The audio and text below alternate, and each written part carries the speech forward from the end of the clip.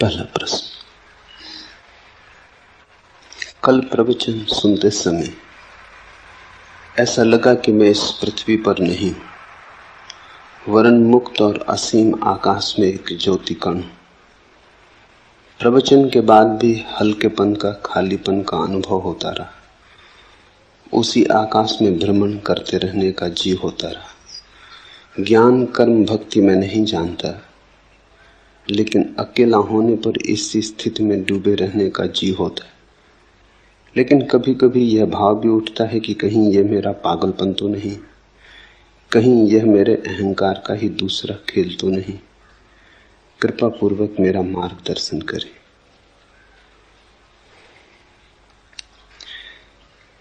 इस पृथ्वी पर हम हैं, पर इस पृथ्वी पर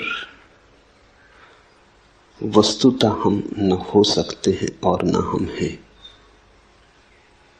प्रतीत होता है पृथ्वी पर हम अजनबी हैं।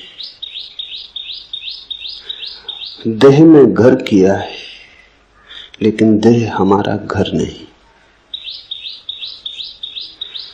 जैसे कोई परदेश में बस जाए और भूल ही जाए स्वदेश को, फिर अचानक राह पर किसी दिन बाजार में कोई मिल जाए जो घर की याद दिला दे, जो अपनी भाषा में बोले, तो एक क्षण को परदेश मिट जाएगा, स्वदेश प्रकट हो जाएगा। शास्त्र का यही मूल्य है, शास्त्राओं के वचनों का यही अर्थ है। उनकी सुन के क्षण भर को हम यहां नहीं रह जाते, वहां हो जाते हैं जहां हमें होना चाहिए। उनके संगीत में बहकर जो चारों तरफ घेरे है वो दूर हो जाता है, और जो बहुत दूर है पास आ जाता है। अष्टावक्र के वचन बहुत अनूठे, सुनोगे तो ऐसा बार बार होगा। बार बार लगेगा पृथ्वी पर नहीं हो, आकाश के हो गए, क्योंकि वे वचन आकाश के, वे वचन स्वदेश से आए, उस स्रोत से आए जहां से हम सबका आना हुआ है, और जहां हमें जाना चाहिए, और जहां जाए बिना हम कभी चैन को उपलब्ध न हो सकेंगे। जहां हम हैं सराय है, घर नहीं। कितना ही मान के बैठ जाएं कि घर है, फिर भी सराय सराय बनी रहती। समझा लें, बुझा लें, भुला लें, भेद नहीं पड़ता। कांटा चुभता ही रहता, याद आती ही रहती। और कभी जब ऐसे किसी सत्य के साथ मुलाकात हो जाए जो खींच ले, जो चुंबक की तरह किसी और दूसरी दुनिया का दर्शन करा दे, तो लगेगा कि हम पृथ्वी के हिस्से नहीं रहे। ठीक लगा। कल प्रवचन सुनते समय ऐसा लगा कि मैं इस पृथ्वी पर नहीं हूं। इस पृथ्वी पर कोई भी नहीं। इस पृथ्वी पर हम मालूम होते, प्रतीति होती है।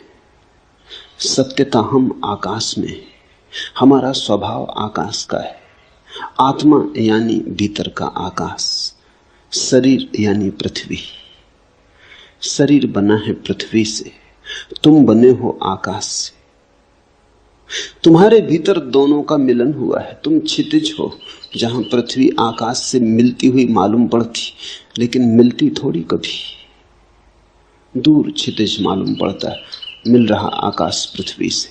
चल पड़ो, लगता है ऐसे घड़ी दो घड़ी में पहुंच जाएंगे। चलते रहो जन्मों जन्मों तक, कभी भी उस जगह न पहुंचोगे जहां आकाश पृथ्वी से मिलता। बस मालूम होता, सदा मालूम होता, मिल रहा थोड़ी दूर आगे, बस थोड़ी दूर आगे। क्षितिज कहीं है नहीं, सिर्फ दिखाई पड़ता। जैसे बाहर क्षितिज है, वैसे ही हमारी अवस्था है। यहां भीतर भी मिलन कभी हुआ नहीं। आत्मा कैसे मिले शरीर से? मर्त्य का अमृत से मिलन कैसे हो? दूध पानी में मिल जाता, दोनों पृथ्वी के हैं। आत्मा शरीर से कैसे मिले? दोनों का गुणधर्म भिन्न है। कितने ही पास हों, मिलन असंभव है।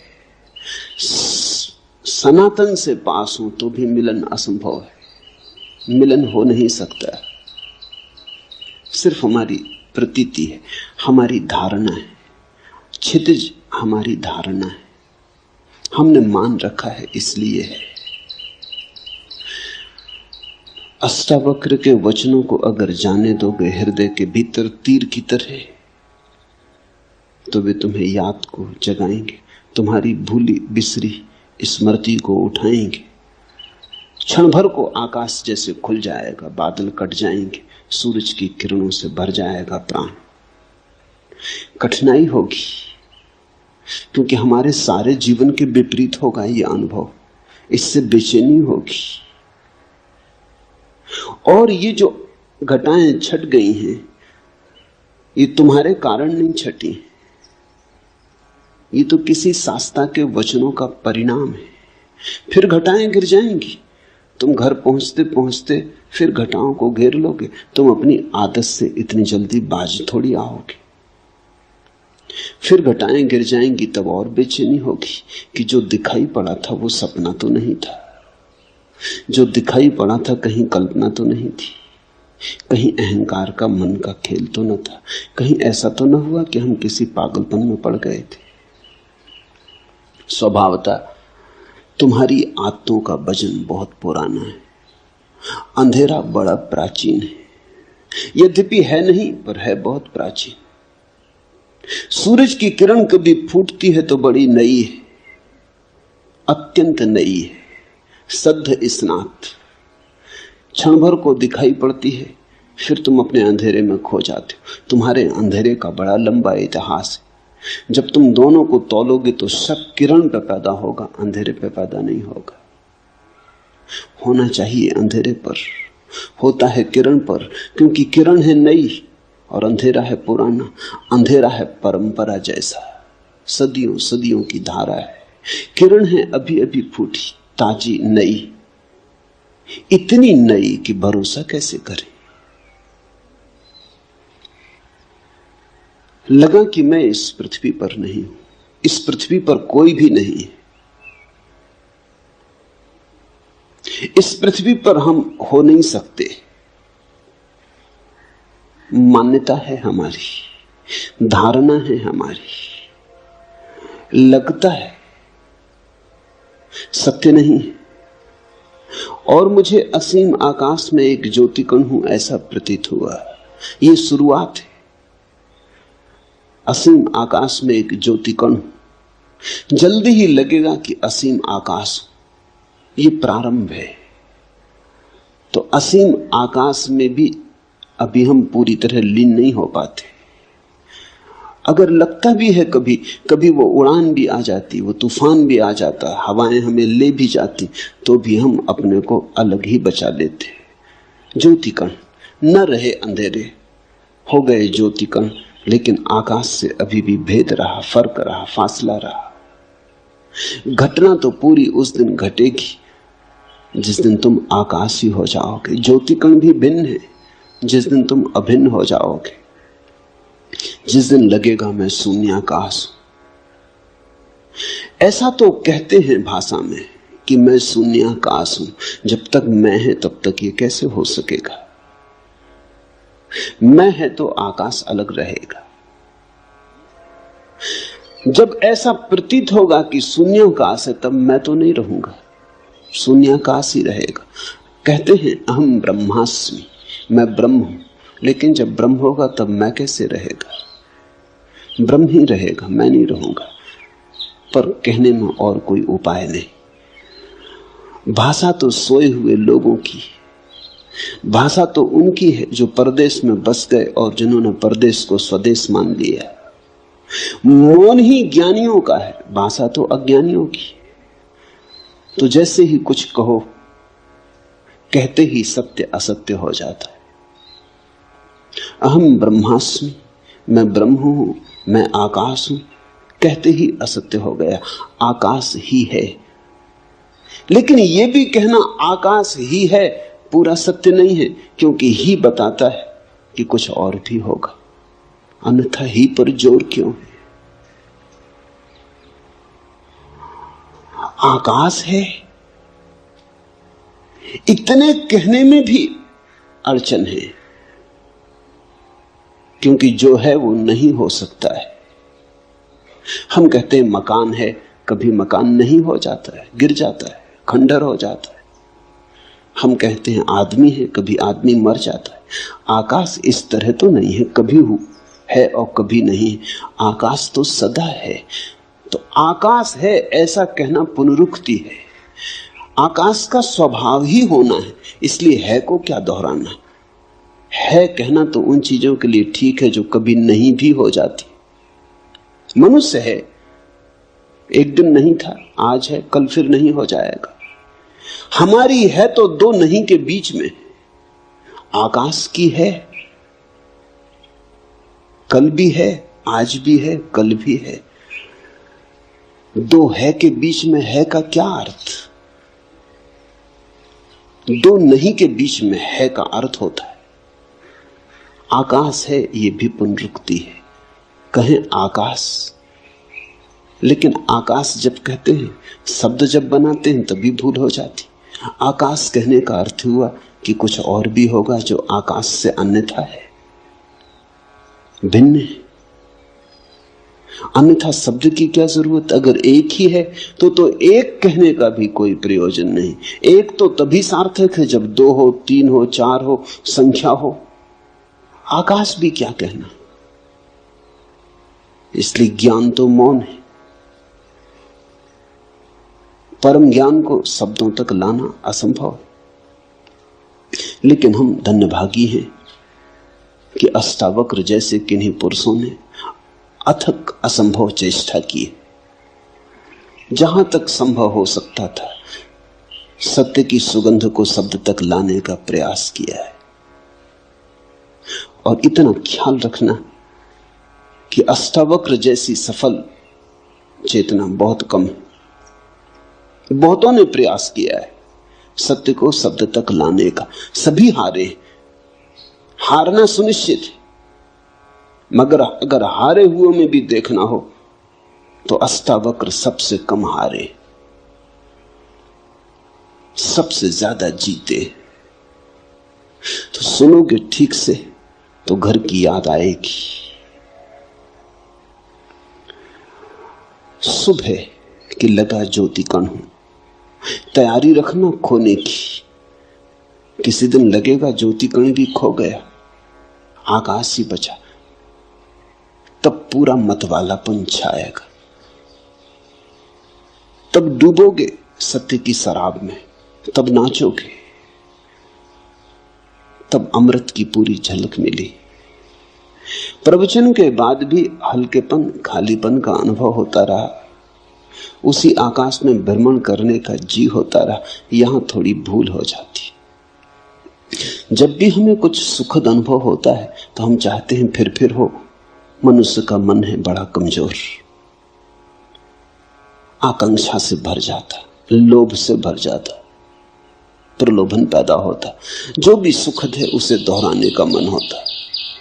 लेकिन एक बात ख्याल रखना, दोहराने में ही भूल हो जाती। जैसे ही तुमने चाहा फिर से हो, कभी ना होगा। क्योंकि जब पहली दफा हुआ था तो तुम्हारे चाहने से ना हुआ था, हो गया था, घटा था, तुम्हारा कृत्य ना था। यही तो अष्टावक्र का पूरा जोर है। सत्य घटता है, कृत्य नहीं, घटना है। सुनते सुनते हुआ था, तुम कर क्या रहे थे? सुनने का अर्थ ही होता है कि तुम कुछ भी ना कर रहे थे, तुम शून्य भाव से बैठे थे, तुम मौन थे, तुम सजग थे, तुम जागे हुए थे, सोए नहीं थे, ठीक। लेकिन तुम कर क्या रहे थे? तुम केवल ग्राहक थे। तुम्हारी चित्त की दशा दर्पण की तरह थी, जो आ जाए झलक जाए, जो कहा जाए सुन लिया जाए। तुम कुछ उसमें जोड़ ना रहे थे। अगर तुम जोड़ रहे होते तो जो घटी है बात वो कभी ना घटती। तुम व्याख्या भी ना कर रहे थे। भीतर बैठे बैठे तुम ये ना कह रहे थे कि हाँ ठीक है, गलत है, मुझसे मेल खाता नहीं मेल खाता, शास्त्र में ऐसा कहा है कि नहीं कहा है। तुम तर्क ना कर रहे थे। अगर तुम तर्क कर रहे थे तो ये घटना ना घटती। जिनने पूछा है, स्वामी ओम प्रकाश सरस्वती ने, उन्हें मैं जानता हूं। तर्क से उनका चित्त बड़ा दूर है, संदेह विवाद से बहुत दूर है। जा चुके वे दिन। कभी किया होगा तर्क, कभी किया होगा संदेह, जीवन के अनुभव से पक गए।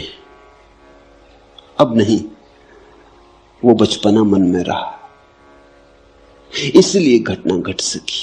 सुन रहे थे, कुछ करना रहे थे, बैठे थे, बैठे बैठे हो गया। तो जब पहली दफा तुम्हारे बिना किए हुआ, तो दूसरी दफा अगर तुमने चाहा कि हो जाए तो बाधा पड़ जाएगी। चाहे तो उसके होने का कारण थी ही नहीं। इसलिए जब ऐसी अभूतपूर्व घटनाएं घटे तो चाहना मत। जब घटे आनंद भाव से स्वीकार कर लेना, जब न घटे तो शिकायत मत करना, मांगना मत।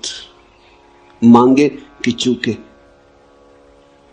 मांग में जबरदस्ती, आग्रह, घटना चाहिए। एक दफा घट गया तो अब क्यों नहीं घटता है? ऐसा रोज होता है। जब यहां लोग ध्यान करने आते, शुरू शुरू में ताजे और नए होते, कोई अनुभव नहीं होता, तो घट जाता है। ये बड़ी हैरानी की बात है। इसे तुम समझना, अष्टावक्र को समझने में इससे सहायता मिलेगी। ये मेरे रोज का अनुभव है। जब लोग नए ताजे आते और ध्यान का उन्हें कोई अनुभव नहीं होता तो घट जाता है। घट जाता तो आह्लाद से भर जाते, मगर वहीं गड़बड़ हो जाती। फिर मांग शुरू होती, आज जो हुआ कल हो, न केवल हो बल्कि और ज्यादा हो। फिर नहीं घटता। फिर वो मेरे पास आकर रोते हैं, वो कहते हैं हुआ क्या, कहां भूल हो गई? पहले घटा, अब नहीं घट रहा है। भूल यही हो गई कि पहले जब घटा तो तुमने मांगा न था, अब तुम मांग रहे हो। अब तुम्हारा मन निर्दोष ना रहा, मांग ने दूषित किया। अब तुम सरल ना रहे, अब तुम खुले ना रहे, मांग ने द्वार दरवाजे बंद किए। आकांक्षा जग गई, आकांक्षा ने सब विकृत कर दिया। वासना खड़ी हो गई, लोभ पैदा हो गया। ऐसा रोज होता है। जो लोग बहुत दिन से ध्यान कर रहे हैं, बहुत तरह की प्रक्रियाएं कर रहे हैं, उन्हें ध्यान बड़े मुश्किल से लगता है। उनका अनुभव बाधा बनता है। कभी कभी कोई चला आता है ऐसे ही तरंगों में बहता हुआ। कोई मित्र आता था, उसने कभी सोचा भी नहीं ध्यान का। कोई मित्र आता था, उसने सोचा चलो चले चले देखें क्या है। कुतूहलवश चला आया था। कोई वासना न थी, कोई अध्यात्म की खोज भी न थी, कोई चेष्टा भी न थी, ऐसे ही चला आया था। औरों को ध्यान करते देख तरंग आ गई, सम्मिलित हो गया, घट गए। चौंका आदमी, मैं तो आया ही नहीं था ध्यान करने और ध्यान हो गया। बस फिर अड़चन। अब दोबारा जब आता है तो आकांक्षा है, मन में रस से फिर से हो, लोभ है, पुनरुक्ति का भाव है। मन आ गया, मन ने सब खेल खराब कर दिए। जहां मन नहीं है वहां घटता है। ध्यान रखना, मन पुनरुक्ति की वासना है। जो हुआ सुखद फिर से हो, जो हुआ दुखद फिर कभी ना हो, यही तो मन है। मन चुनाव करता है, ये हो और ये ना हो, ऐसा बार बार हो और ऐसा अब कभी ना हो, यही तो मन है।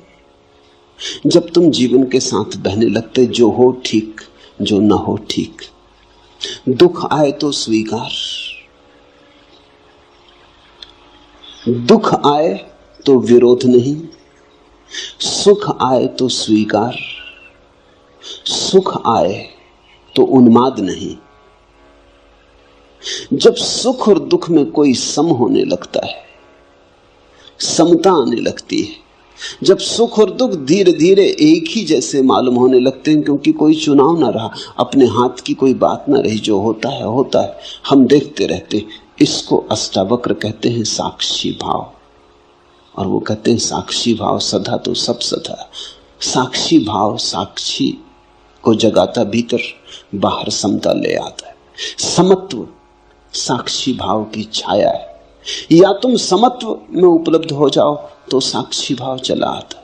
वे दोनों साथ साथ चलते, वे एक ही घटना के दो पैर या दो पंख।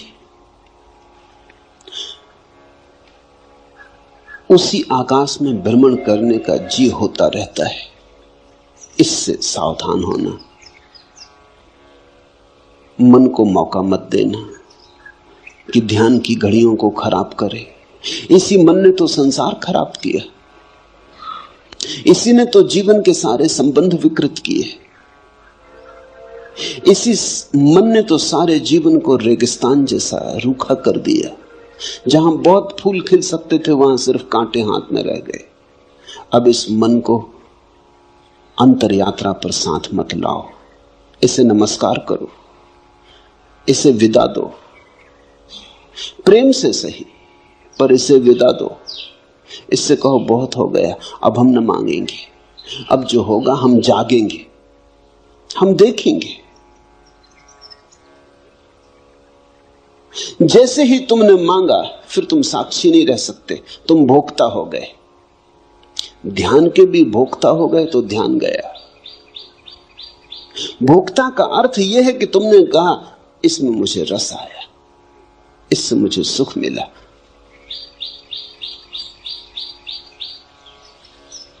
ज्ञान कर्म भक्ति में नहीं जानता, लेकिन अकेला होने पर इसी स्थिति में डूबे रहने का जी होता है। छोड़ो इस जी को और तुम डूबोगे इसी स्थिति में। अकेले ही नहीं, भीड़ में भी रहोगे तो डूबोगे, बाजार में भी रहोगे तो भी डूबोगे। ये स्थिति का कोई संबंध अकेले और भीड़ से नहीं है, मंदिर और बाजार से नहीं है, एकांत समूह से नहीं है। इस स्थिति का संबंध तुम्हारे चित्त के शांत होने से, सम होने से। जहां भी शांति समता होगी ये घटना घटेगी, लेकिन तुम इसको मांगो मत, अन्यथा यही अशांति बन जाएगी, यही तनाव बन जाएगी। अष्टावक्र कहते अभी और यहीं। मांग तो सदा कल के लिए होती, मांग तो अभी और यहीं नहीं हो सकती। मांग का स्वभाव वर्तमान में नहीं ठहरता। मांग का अर्थ ही है हो, कल हो, घड़ी भर बाद हो, क्षण भर बाद हो। मांग अभी तो नहीं हो सकती। मांग के लिए तो समय चाहिए, थोड़ा ही सही पर समय चाहिए, और भविष्य है नहीं। जो नहीं है उसी का नाम भविष्य, जो है उसका नाम वर्तमान है। वर्तमान और मांग का कोई संबंध नहीं होता। जब तुम वर्तमान में होगे तो पाओगे कोई मांग नहीं, और तब घटेगी ये घटना। जब इसे घटाने का जीना रहेगा तब ये खूब घटेगी। इस पहेली को ठीक से समझ लो, इस पहेली का एक एक कोना पहचान लो। जिस दिन तुम कुछ भी ना मांगोगे उस दिन सब घटेगा। जिस दिन तुम परमात्मा के पीछे दीवाने होकर ना दौड़ोगे वो तुम्हारे पीछे चला आएगा। जिस दिन तुम ध्यान के लिए आतुरता ना दिखाओगे, तुम्हारे भीतर कोई तनाव ना होगा, उस दिन ध्यान ही ध्यान से भर जाओगे। ध्यान कहीं बाहर से थोड़ी आता। जब तुम तनाव में नहीं हो तो जो तुम्हारे भीतर शेष रह जाता उसका नाम ध्यान है। जब तुम्हारे भीतर वासना नहीं है तो जो शेष रह जाता उसका नाम ध्यान है। झील है, तरंगें उठ रही, हवा के झकोरे, झील का पूरी छाती तूफान से भर गई, आंधी है, सब उथल पुथल हो रही है। आकाश में चांद है पूरा, लेकिन प्रतिबिंब नहीं बनता क्योंकि झील कप रही। दर्पण कैसे बने? चांद का प्रतिबिंब बनता है, टूट टूट जाता है हजार हजार टुकड़ों में, चांदी फैल जाती पूरी झील पर, लेकिन चांद का प्रतिबिंब नहीं बनता है। झील शांत हो गई, लहरें कहीं चली गई, लहरें कहीं से आई थी, लहरें झील की थी, फिर सो गई, झील में वापस उतर गई। झील अपनी स्थिर अवस्था में आ गई। वो जो चांदी की तरह फैल गया चांद था, झील की छाती पर सिकुड़ आया, एक जगह ठीक प्रतिबिंब बनने लगा। जैसे ही तुम्हारे मन की झील पे तरंगे नहीं होती, तरंग यानी वासना, तरंग यानी मांग, तरंग यानी ऐसा हो और ऐसा ना हो। जब कोई तरंग मन की झील पे नहीं होती तो सत्य जैसा है वैसा ही प्रतिबिंबित होता है।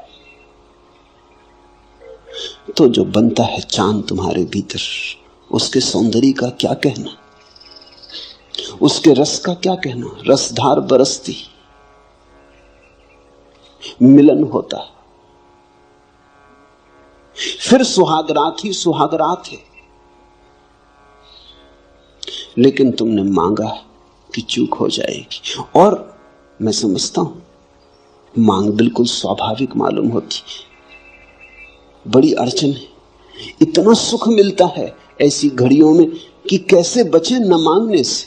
मानवीय है, मैं ये नहीं कहता कि तुमने कुछ बड़ी अमानवीय भूल की, बिल्कुल मानवीय भूल है।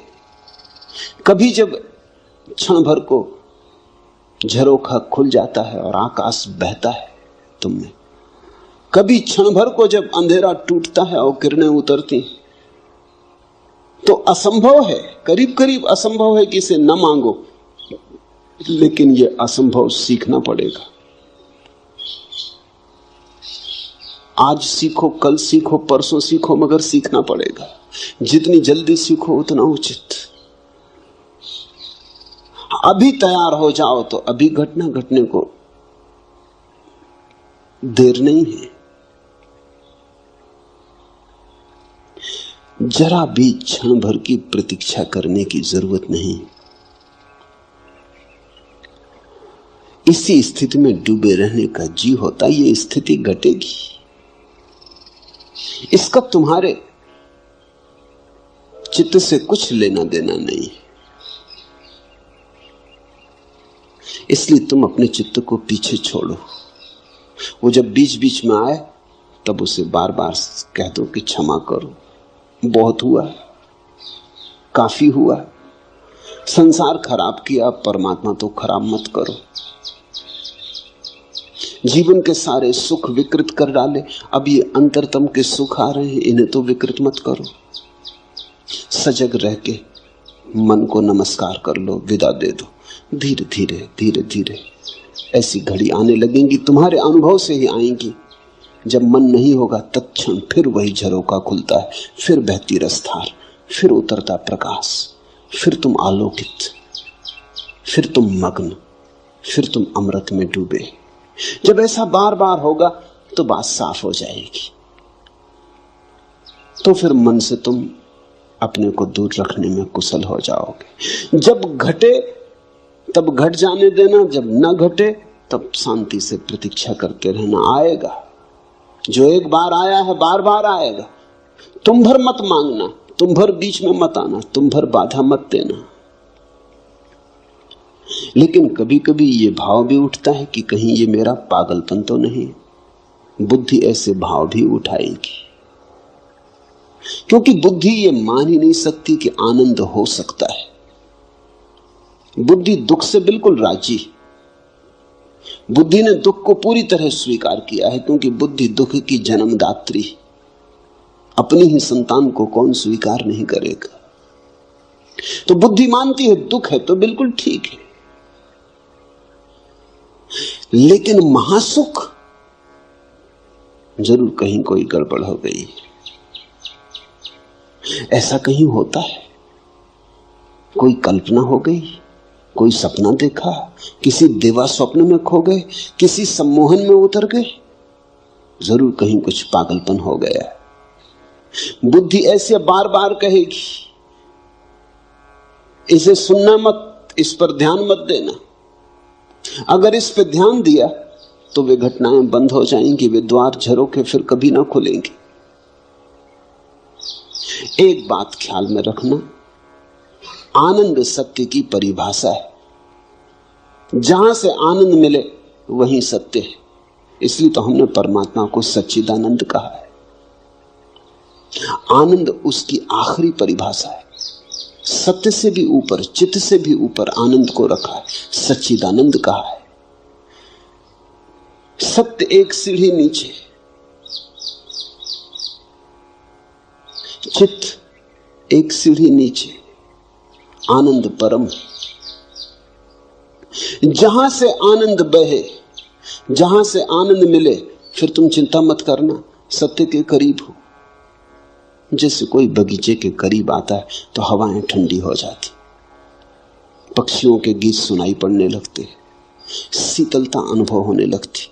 तो बगीचा दिखाई भी ना पड़े तो भी वह अनुभव में आने लगता है कि राह ठीक है, बगीचे की तरफ पहुंच रहे हैं। ऐसे ही जैसे ही तुम सत्य की तरफ पहुंचने लगते हो, आनंद झरता है, शीतल होने लगता मन, संतुलन आने लगता है, सहिष्णुता बढ़ती है, सुख बढ़ता है। एक उमंग घेरे रहती अकारण, कोई कारण भी दिखाई नहीं पड़ता, न कोई लॉटरी मिली है, न कोई धंधे में बड़ा लाभ हुआ है, न कोई बड़ा पद मिला है। ऐसा भी हो सकता था पद था वो भी गया, हाथ में जो था वो भी खो गया, धंधा भी डूब गया, लेकिन अकारण एक उमंग है कि भीतर कोई नाचे जा रहा है कि रुकता ही नहीं। तो बुद्धि कहेगी कहीं पागल तो नहीं हो गए, ये तो पागलों के लक्षण है, ये बड़ी अजीब दुनिया है, यहां सिर्फ पागल ही प्रसन्न दिखाई पड़ते। इसलिए बुद्धि कहती पागल हो गए होगे, क्योंकि यहां पागलों के सिवा किसी को प्रसन्न देखा है। यहां हजार कारण होते तब भी आदमी प्रसन्न नहीं होता। बड़ा महल हो, धन हो, संपत्ति हो, सुख सुविधा हो, तब भी आदमी प्रसन्न नहीं होता। ये दुनिया दुखी लोगों की दुनिया है, मगर दुखी लोगों की भीड़ है। यहां अगर तुम हंसने लगो अकारण तो लोग कहेंगे पागल हो गए। अगर तुम कहो कि हंसी आ रही कोई कारण नहीं, फैली जा रही, भीतर से उठ रही, लहरा रही, लोग कहेंगे बस दिमाग खराब हो गए। यहां तुम शक्ल बना के चलो, उदास रहो, तुम्हारी शक्ल देख के भूत प्रेत भी डरे, तो बिल्कुल ठीक हो, तो कोई अड़चन नहीं है, तो सब ठीक चल रहा है। तुम आदमी जैसे आदमी हो, जैसा आदमी होना चाहिए वैसे आदमी हो। लेकिन तुम मुस्कुराने लगो, तुम हंसने लगो, तुम गीत गुनगुनाने लगो, तुम राह के किनारे खड़े होकर नाचने लगो, बस तुम पागल हो गए। परमात्मा को हमने इस भांति इंकार किया है कि अगर परमात्मा आए तो हम उसे पागल खाने में बंद कर देंगे। शायद इसी कारण नहीं आता, आने से डरता है। तुम जरा सोचो, कृष्ण अगर मिल जाएं चौराहे पर, बांसुरी बजाते, मोर मुकुट बांधे, पीतांबर डाले, गोपियां नाचती हों, क्या करोगे? तत्क्षण पुलिस थाने जाओ। ये क्या हो रहा है? जो नहीं होना चाहिए वो हो रहा है। तुम इस आदमी को जेल खाने में डालोगे। आनंद निष्कासित कर दिया गया है। हमने आनंद को जीवन के बाहर कर दिया है। हम दुख को छाती से लगा के बैठे। यहां दुखी आदमी बुद्धिमान मालूम होता है, यहां आनंदित आदमी पागल मालूम होता है। सारी सरणी उल्टी है। तो स्वाभाविक है, जीवन भर जिसको तुमने बुद्धिमानी समझा है, आज अचानक अगर खोने लगेगी, खिसलने लगेगी, अगर आज अचानक नींव उखड़ने लगेगी तुम्हारी तथाकथित बुद्धिमानी की, और अचानक झांकने लगेगी प्रसन्नता अकारण। ख्याल रखना, पागलपन का मतलब यह होता है अकारण प्रसन्न, कारण भी नहीं है कुछ, बैठे हैं अकेले और मुस्कुराहट आ रही, बस पागल हो गए। क्योंकि ऐसा तो हमने सिर्फ पागलों को ही देखा है। ध्यान रखना, पागलों में और परमहंसों में थोड़ा सा संबंध है। पागल भी हंसते हैं, प्रसन्न होते हैं, क्योंकि बुद्धि गंवा दी। परमहंस भी हंसते हैं, प्रसन्न होते हैं, क्योंकि बुद्धि के पार आ गए। दोनों पागल बुद्धि से नीचे गिर जाता है, इसलिए हंस लेता है। परमहंस बुद्धि के पार चला जाता है, इसलिए हंसता है।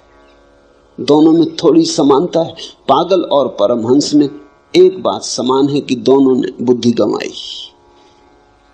एक ने होशपूर्वक गंवाई है, एक ने बेहोशी में गंवाई है। इसलिए फर्क बहुत है, जमीन आसमान जितना फर्क है, लेकिन फिर भी एक समानता है।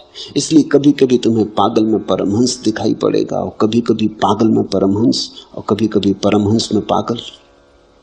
तो भूल चूक हो जाती। पश्चिम के पागल खानों में ऐसे बहुत से लोग बंद हैं जो पागल नहीं है। अभी वहां बड़ी क्रांति चलती है इसके संबंध में। कुछ मनोवैज्ञानिक, विशेषकर R.D. लैंग और उनके साथी, एक बड़ा आंदोलन चलाते हैं कि बहुत से पागल पागल खानों में बंद हैं जो पागल नहीं। अगर वो पूरब में पैदा होते तो परमहंसों की तरह उनका आदर सम्मान होता। R.D. लैंग को पता नहीं है इससे उल्टी घटना पूरब में घट चुकी है। यहां कई पागल हैं जो परमहंस समझे जाते हैं।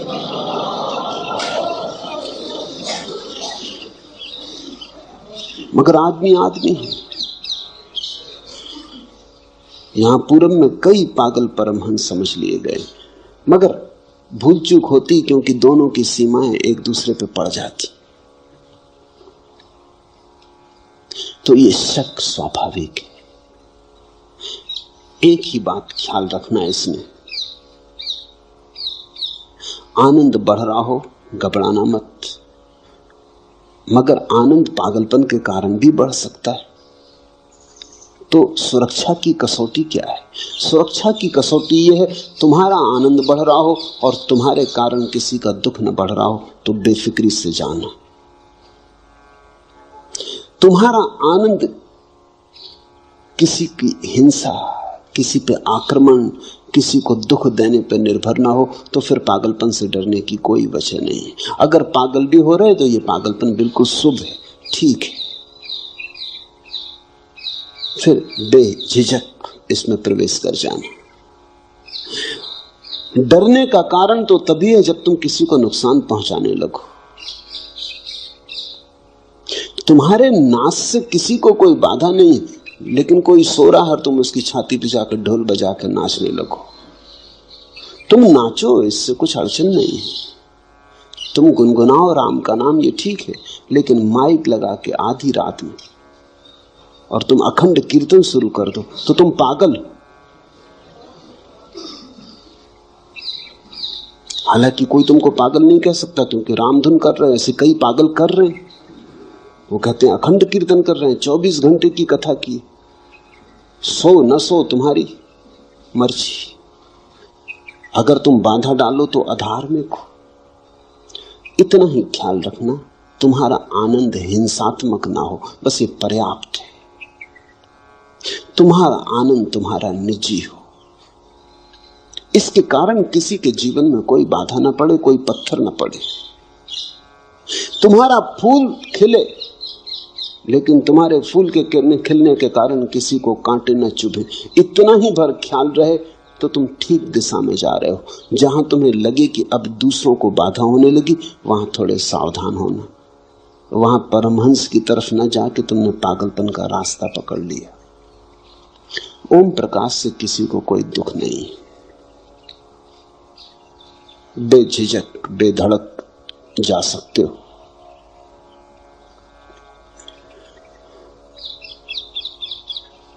कल मैं एक गीत पढ़ रहा था।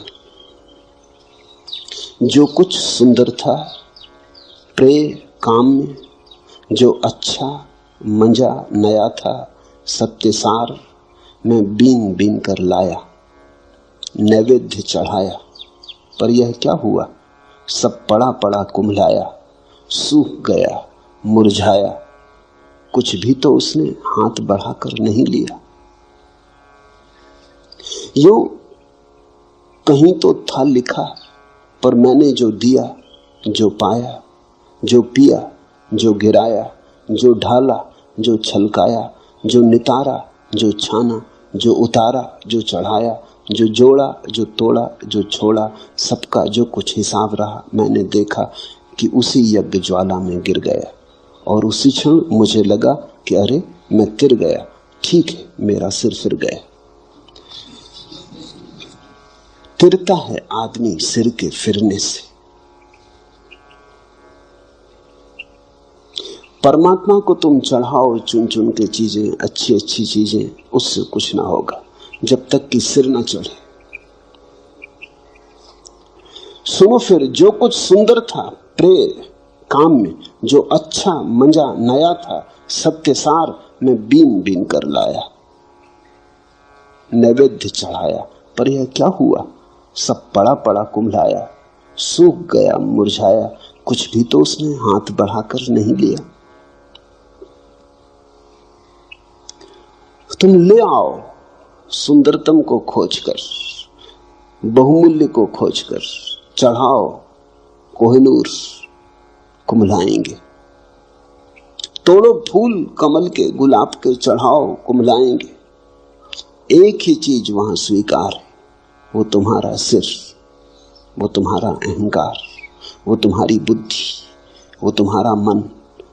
अलग अलग नाम है, बात एक ही है। वहां चढ़ाओ अपने को। और उसी क्षण मुझे लगा कि अरे मैं तिर गया, ठीक है, मेरा सिर फिर गया। लोग तो यही कहेंगे, ओम प्रकाश के सिर फिर गया। कहने दो लोगों को, लोगों के कहने से कोई चिंता नहीं। जब लोग तुमसे कहते हैं सिर फिर गया, तो वो इतना ही कर रहे हैं कि अपने सिर की रक्षा कर रहे हैं, और कुछ नहीं। जब लोग तुमसे कहते हैं तुम्हारा सिर फिर गया, तो वो ये कह रहे हैं कि बचाओ हमें, इधर इस तरफ मत आओ, हमें मत सुनाओ ये गीत, मत ये हंसी हमारे द्वार लाओ, मत दिखाओ हमें ये आंखें मदमस्त, ये खबरें, मत कहो हमसे। घबराहट है उनकी, भीतर उनके भी यही राग है, भीतर उनके भी ऐसी ही वीणा पड़ी जो प्रतीक्षा करती जन्मों जन्मों से कि कोई छेड़ दे, मगर डर, घबराहट। बहुत कुछ उन्होंने झूठे जगत में बनाया है, बसाया है, कहीं उखड़ ना जाए। मैं इलाहाबाद में था, एक मित्र मेरे सामने ही बैठ के मुझे सुन रहे थे। लाखों लोगों ने मुझे मेरे सामने बैठ के सुना है, बहुत कम ऐसे लोग हैं जिन्होंने इतने भाव से सुना हो जैसा भाव से वो सुन रहे थे। उनकी आंखों से आंसुओं की धार बह रही थी। अचानक बीच में उठे, सभा भवन छोड़ के चले गए। मैं थोड़ा चौंका, ये क्या हुआ? पूछताछ की, संयोजक को कहा, वो बड़े प्रसिद्ध व्यक्ति थे, मैं तो जानता नहीं था। साहित्यकार थे, कवि थे, लेखक थे।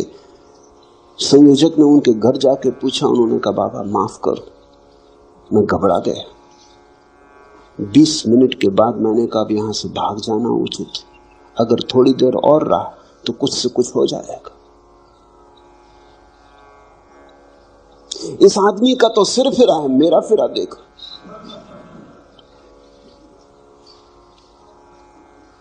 आऊंगा, अभी नहीं, जरूर आऊंगा, पर थोड़ा समय दो। और 2 रात से मैं सो नहीं सका हूं और बातें मेरे मन में गूंज रही। नहीं, अभी मेरे पास बहुत काम करने को पड़े, अभी बच्चे छोटे, अभी घर गृहस्थी संभालनी। जरूर आऊंगा, तुम जाओ, उनसे कहना जरूर आऊंगा, लेकिन अभी नहीं। जब कोई तुमसे कहता है तुम्हारा सिर फिर गया, वो सिर्फ अपनी आत्मरक्षा कर रहा, वो ये कह रहा है कि ऐसा मान के कि तुम्हारा सिर फिर गया, मैं अपने आकर्षण को रोकता हूं।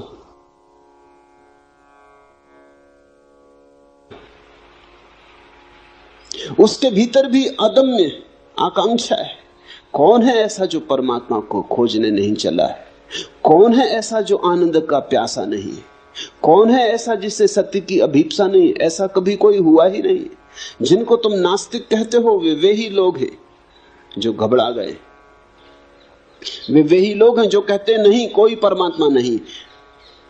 क्योंकि परमात्मा को इंकार न करें तो खोज पर जाना होगा। मेरा अपना अनुभव यह है कि नास्तिक के भीतर तथाकथित आस्तिकों से सत्य की खोज की ज्यादा गहरी आकांक्षा होती।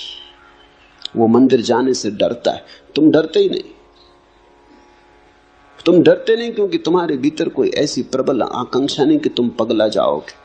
तुम मंदिर हो आते हो जैसे तुम दुकान चले जाते हो। तुम मंदिर के बाहर भीतर हो लेते हो, तुम पर कुछ असर नहीं होता है। नास्तिक वैसा व्यक्ति है जो जानता है अगर मंदिर गया तो वापस न लौट सकेगा।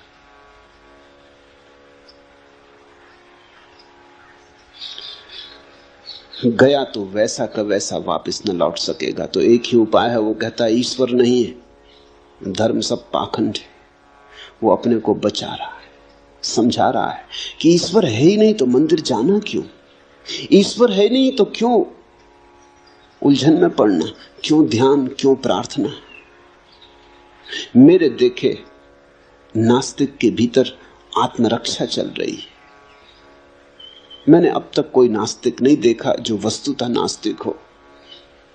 आदमी नास्तिक हो कैसे सकता है? नास्तिक का तो अर्थ हुआ कि कोई आदमी नहीं के भीतर रहने का प्रयास कर रहा है। नहीं के भीतर कोई रह कैसे सकता है?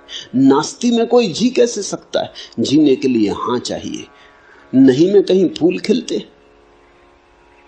हां चाहिए, स्वीकार चाहिए। जीवन में जितना स्वीकार होता है उतने ही फूल खिलते, लेकिन सीमा के बाहर फूल न खिल जाएं इससे भय होता है। कहीं फूल इतने न खिल जाएं कि मैं उन्हें संभाल ना पाऊं। कल रात एक युवक ने मुझे कहा कि अब मुझे बचाएं, ये जरूरत से ज्यादा हुई जा रही बात। मैं इतना प्रसन्न हूं कि लगता है मैं टूट जाऊंगा। इतना आनंद है कि लगता है मैं संभाल ना पाऊंगा। ये मेरे हृदय का पात्र छोटा है, मुझे बचाएं। मैं इसके ऊपर से बहा जा रहा हूं। ये मेरी सीमाएं सब टूटी जा रही हैं और मुझे डर है कि अगर मैं इसके साथ बह गया तो फिर लौट ना पाऊंगा। नियंत्रण कहीं खो ना जाए, ये भय। अहंकार दुख के साथ भली भांति जी लेता है क्योंकि दुख में नियंत्रण नहीं खोता। कितने ही तुम रो दुख में, तुम अपने मालिक रहते हो। नियंत्रण खोता है आनंद में। सीमा टूटती आनंद में, दुख में कभी कोई सीमा नहीं टूटती। नरक में भी सीमा नहीं टूटती। तुम नरक में भी पड़े रहो तो भी तुम अपने भीतर मजबूत रहते हो। सीमा टूटती है स्वर्ग में, वहां नियंत्रण खो जाता है। जहां नियंत्रण खोता वहां अहंकार खो जाता है। जहां नियंत्रण खोता वहां बुद्धि की पकड़ खो जाती, तर्क का जाल खो जाता। वही हो रहा है। घबराना मत, तिरने का क्षण करीब आ रहा है, लेकिन सिर फिरे बिना कोई कभी तिरा नहीं।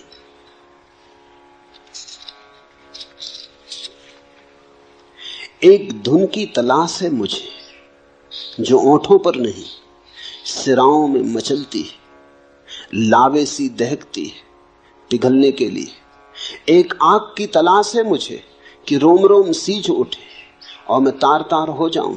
कोई मुझे जाली जाली बुंदे कि मैं पारदर्शी हो जाऊं। एक खुशबू की तलाश है मुझे कि भारहीन हो, हवा में तैर सकूं, हल्की बारिश की महीन बौछारों में कांप सकूं। गहराती सांझ के सलेटी आसमान पर चमकना चाहता हूं कुछ देर। एक सोख रंग की तलाश है मुझे। ओम प्रकाश, वही सोख रंग मैंने तुम्हें दे दिया। ये गैरिक वस्त्र वही सोख रंग है। बहो, सीमाएं छोड़ के बहो, बुद्धि के पार बहो। जाने दो नियंत्रण। नियंत्रण का अर्थ है कर्ता। छोड़ो नियंत्रण। कर्ता अगर कोई है तो एक परमात्मा है। तुम परमात्मा से होड़ ना करो, उससे प्रतिस्पर्धा ना लो। उसके साथ संघर्ष मत करो, करो समर्पण, बहो उसकी धार के साथ, तिरोगे। जो डूब जाते वही तिरते, जो तिरने की चेष्टा करते डूब जाते।